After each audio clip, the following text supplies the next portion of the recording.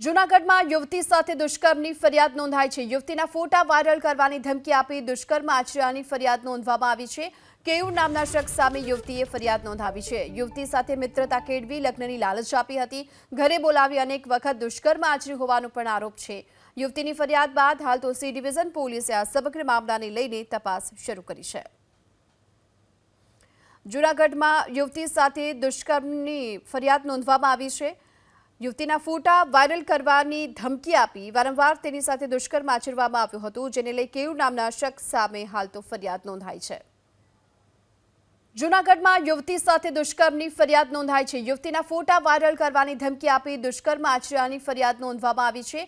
કેયુર નામના શખ્સ સામે યુવતીએ ફરિયાદ નોંધાવી છે। યુવતી સાથે મિત્રતા કેળવી લગ્નની લાલચ આપી હતી। ઘરે બોલાવી અનેક વખત દુષ્કર્મ આચર્યું હોવાનો પણ આરોપ છે।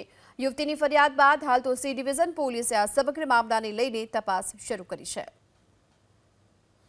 જૂનાગઢમાં યુવતી સાથે દુષ્કર્મની ફરિયાદ નોંધવામાં આવી છે।